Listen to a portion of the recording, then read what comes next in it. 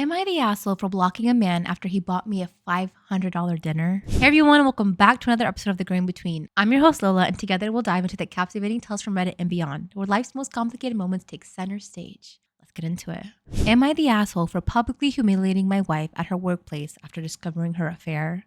I don't even know where to begin. My wife, Leah, 43 female, and I have been married for 10 years. We have 2 beautiful children, our 5-year-old son and our 2-year-old daughter. I thought we were happy, or at least I thought we were trying. But 4 weeks ago, my entire life came crashing down. I, 46 male, started to notice when she was glued to her phone more than usual. Leah has always been private, but this was different. She'd smile at her screen, then immediately lock it when I walked into the room. One night after she fell asleep, I couldn't resist and I checked her phone. What I found still makes me sick to my stomach. Their messages with the coworker Eric, 48 male, going back years. Explicit text, photos, promises of love, even references to secret trips they'd taken while I was home with the kids, believing she was working late. My heart was racing, my hands trembling. I confronted her the next morning. At first, she denied it and said I was misunderstanding. But when I read her messages out loud, her face crumbled. She admitted it. She said it started 4 years ago, long before our youngest was born. She tried to justify it. You were distant, we were struggling, but nothing could excuse this. I started digging deeper. I followed her to work one day, needing to see it for myself. Sure enough, after her shift, she walked out arm in arm with Eric. They didn't even try to hide it. They got into his car and drove off. I followed them to a restaurant where they sat like a happy couple, laughing, holding hands. It broke me. But what shattered me completely was when I learned they built their own life together. They've been renting an apartment near work, a place where she'd go when she was working overtime. I saw them go inside, watching them from my parked car on the street a few blocks away. I checked on them for about 4 nights and they had the same routine. That's when I snapped. I packed all of her belongings, everything she owned, into the back of my car and drove to her workplace the next morning after spying on them. I know I did wrong. When she walked out, I dumped everything right there on the sidewalk in front of her and her coworkers. I told her she wasn't coming home. Since then, I filed for divorce and I'm fighting for full custody of the kids. She's begging me to forgive her, saying she doesn't want to lose the family we built, but how can I? Friends and family keep asking me if I regret how I handled it, publicly humiliating her, kicking her out without notice. I do. She tore our family apart and the least she could do is face some accountability, but I can't help but feel like the bad guy for how I acted. I've had nights where I felt very lonely and I miss her. Of course, I'm also attending to therapy sessions to be better for the kids and for myself. All I care about is them. They don't deserve this chaos. And as much as it hurts, I know they are better off with me than someone who could live a life for so long. So, am I the asshole? Honestly, at this point, the only thing I would be worrying about is getting a DNA test. That's the first thing. They've been together for 4 years before your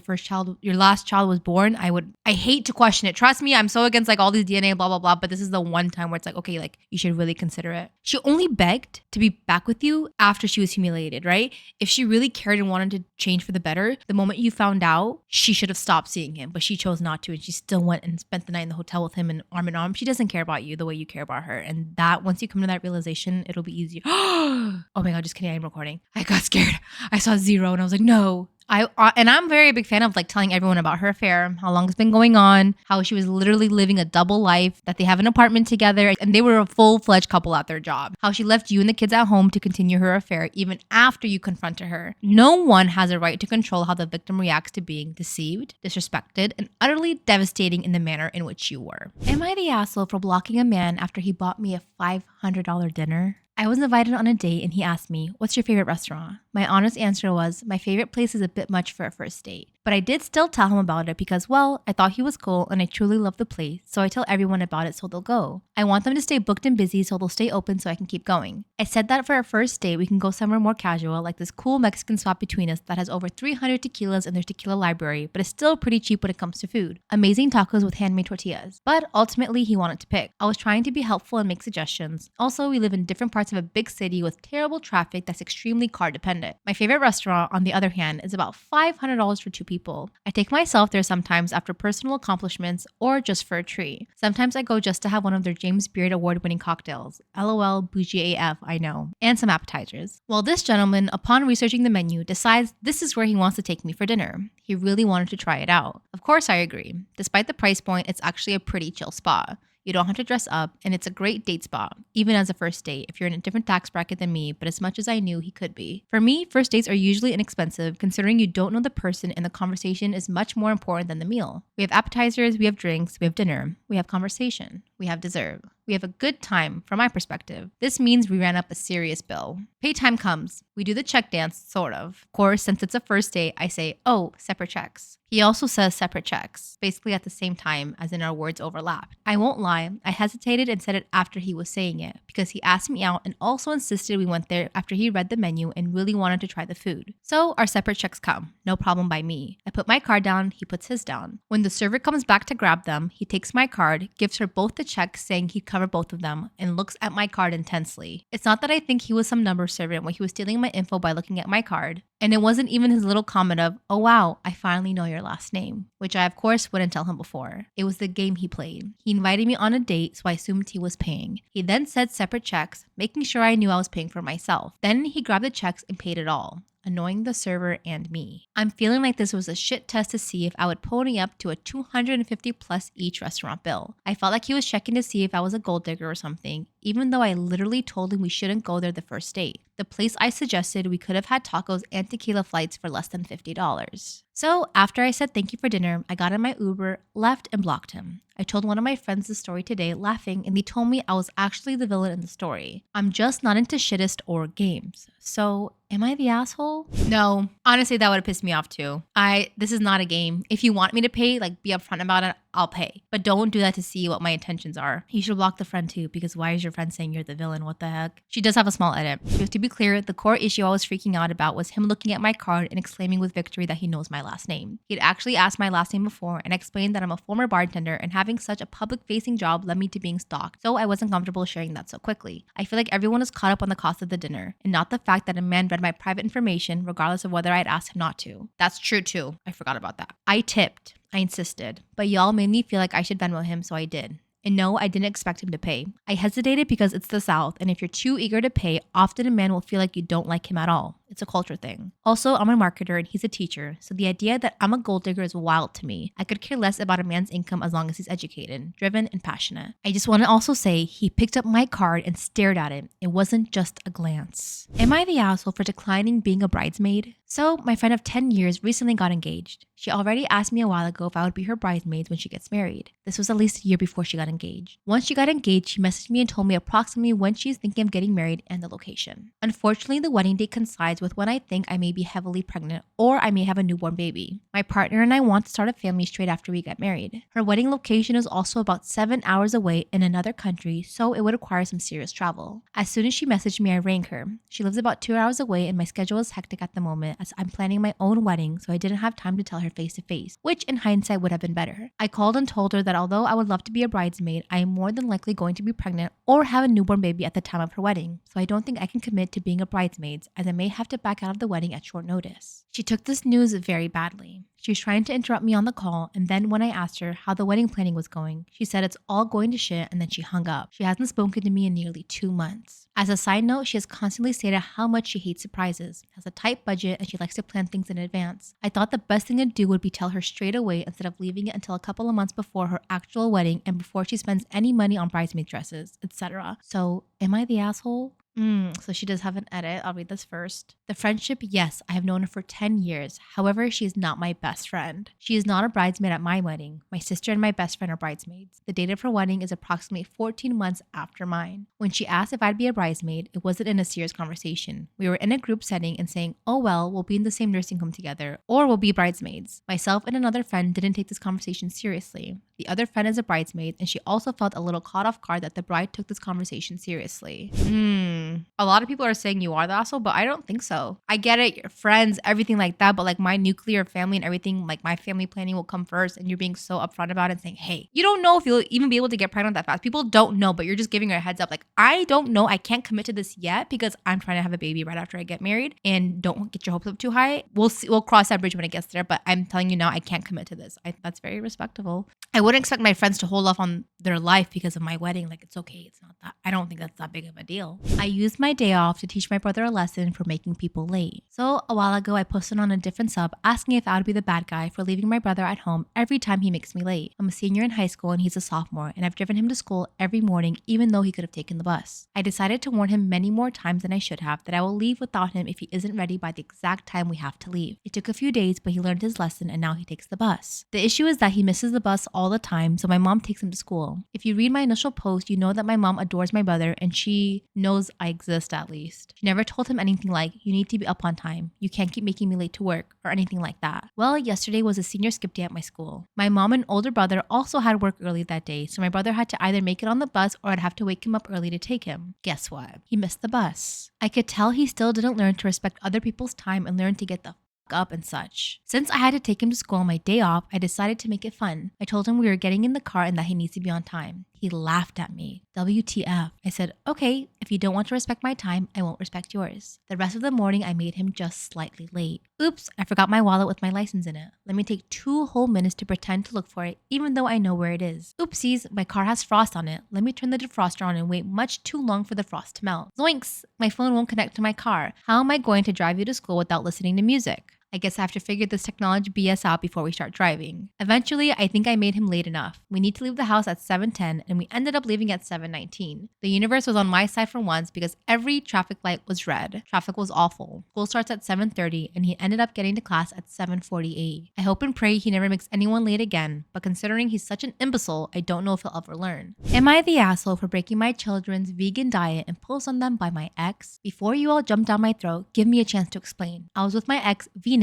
for over 10 years from when I was 15 until I was almost 26. I'm currently 31. Venus was raised a vegan and has never, to my knowledge, eaten meat or any animal product. While we were together, we had 3 boys. 11 male, Mercury, 9 male, Jupiter, and 7 male, Mars. Oh my god, I'm not laughing like at you, but like, how did he convince you to name all your kids after planets? Venus, Mercury, Jupiter, Mars? When I first got into the relationship with Venus, I started to follow the vegan diet because she wanted me to. Okay, this is from the dad's point of view. Okay.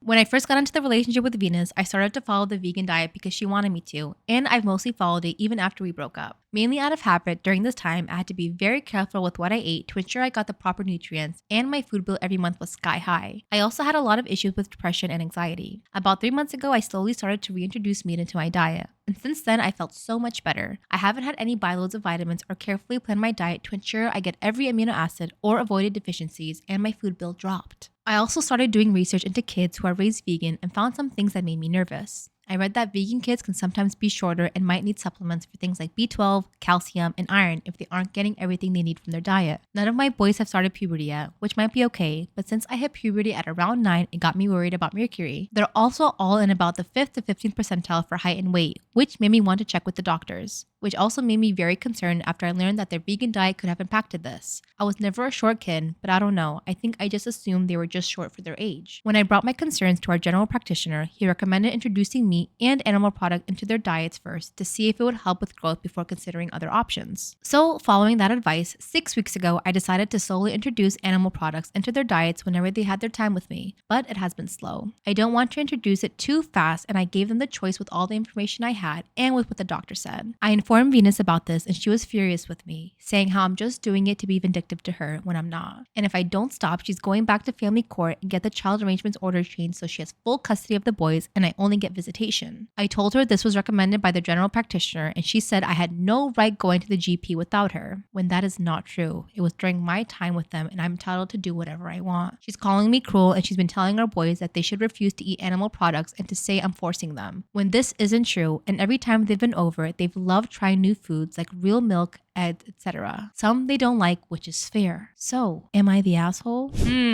This is where things get weird. I don't know. I know this is gonna piss people off because I know a lot of people believe like, no, you can be vegan and still be healthy and all that stuff, which you probably can, but I don't know how the effects are as a kid. So it's really hard for me to give my advice on this. I know people can believe you can bring up a healthy vegan child, but I do think it's up to the child to make that choice if they want to be vegan or not. So if they're happy with eating the food with their dad, then you can't really force them. You can influence them and maybe when they're older, they'll decide like, hey, I want to be vegan. That's up to them, but you can't make them do anything. Am I the asshole for telling my brother I wasn't the right person to ask for opinions on his and his wife's struggles with infertility? It's not what you say, it's how you say it. My brother, 40, and his wife, 43, have been trying to get pregnant for 3 years. They've done multiple extremely expensive IVF rounds after the ones covered by insurance didn't pan out. Over the years, I've of course been there for them. Told them how sorry I was every time it didn't work.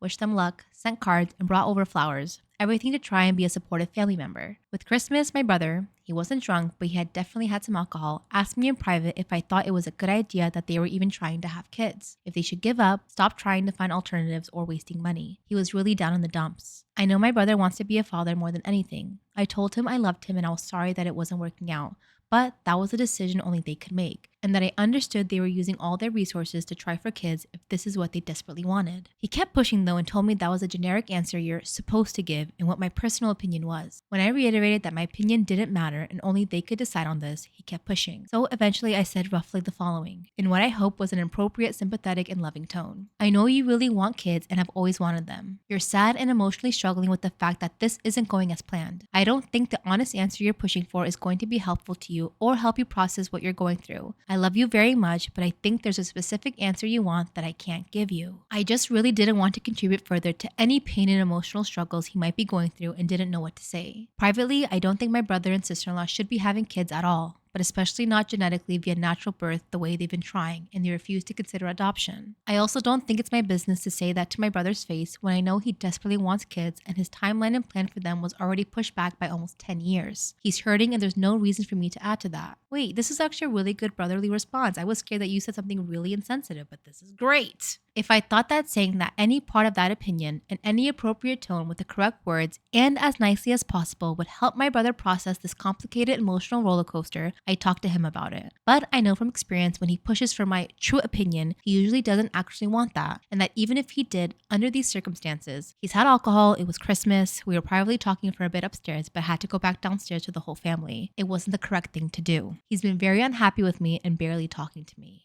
So, am I the asshole? No, not at all. I would have called you an asshole just from the title, but based on what you're saying, your brother would have chosen, I think he was just using you as a target to vent out, and any answer would have given rage and fury would have followed. There was no right way around this. Yeah, sorry, that sucks. I actually really liked your answer. I think it was really like from the heart and like you worded it very well. He wants you to tell him to stop trying. He wants someone to tell him that. That's literally what it is. He has lost the will to fight, but he can't find the words. He wants you to give him a lift of reason so he can go to his wife and say, hey, my brother said this, this, and this, and this. And he doesn't want to be the one to break his own heart and his wife's heart. People rarely want to know what you really think about their life choices. The more they insist they do, the less I'd be willing to get involved. Because I feel like you're looking for an answer that you already know within yourself and you just want someone else to validate that. All right, you guys, it's time for my favorite part of the episode, which is the viewer submission, where you guys send me your stories and I give you my full honest opinion. Let's get into it. Am I the asshole for getting my friend fired? I, 27 female, have been working at a high-end retail store for almost a year. I should mention I was able to get this job because I was brought in by a friend of mine, Jay. While employed there, I had my fair share of mistakes, but came in every day ready to work. My manager often lets me know how much they appreciate my work. Anyways, one day I meet my friend for the first time and we'll call her A, 37 female. A at the time was working as a shift lead at Starbucks, but Jay convinced her to quit her job and come work with us. She would be a manager at the high-end retail store. Along with benefits, she would receive a $10 to $15 pay increase. All she had to do was her job. So Jay begins to train A, but A is having trouble adapting during this time, and I tried to lend a helping hand and give her advice, reminders, and support. We ended up becoming good friends, and I introduced her to my very best friend, G, 28 female. We'd all do everything together. Eat, theme parks, game nights, go out, etc. I'd feel bad when Jay would get frustrated and yell at A because A wasn't doing her job correctly or would just skip her duties. A got written up a few times and wouldn't have been kept after the 90-day trial if Jay hadn't quit and left the company. A got a fresh start. Well, after Jay left the company, we were understaffed, leaving A and another manager in charge. A often didn't do her duties, claiming, I can't do that, I wasn't trained properly. A was trained and could teach everyone else how to do the task she claimed she couldn't do. A would let Tinder dates loiter around the store waiting for her to get off for lunch. One guy waited 3 hours. A was exchanging discounts with employees from other stores. A big no-no. Giving extra discounted items to her favorite employees and extra clothes to new people she had hired. 2 people she knew and encouraged to apply. Understandably, everyone got tired of A's excuses and how she was basically sabotaging everyone by making them pick up her slack and not hiring more employees for our severely understaffed store. She was now the hiring manager. How is this lady getting promoted by doing nothing? This is like, I don't understand. Months go by and A is still passing time doing nothing every day. Eventually, the district manager was able to find some candidates for the general manager position and the assistant manager position. These These lovely ladies came in, met everyone, and were enthusiastic to start working. Well, here comes A, and her jealousy and insecurities began, starting rumors and talking trash about the new managers. Understandably, no one would want to start a position where there's already rumors and drama before they've even started the job. After struggling for months, being understaffed, the last thing our store needed was to lose these new managers, and A was trying to do just that. A wanted them gone so she could keep coasting around doing nothing. One day I snapped and told A she needs to focus on herself and do her job instead of starting rumors. Her next shift she did one duty, which was more than usual. The district manager even passed A's duties onto the other manager at one point because A was not doing them. At this point, I've already started distancing myself from A. I would sometimes call Jay and vent because she knew what A was like. Jay encouraged me to go to HR, said A would probably get corrected but not fired. I believed Jay but didn't want to go to HR. Since G was my best friend, I would usually vent to her, but G and A are now also friends.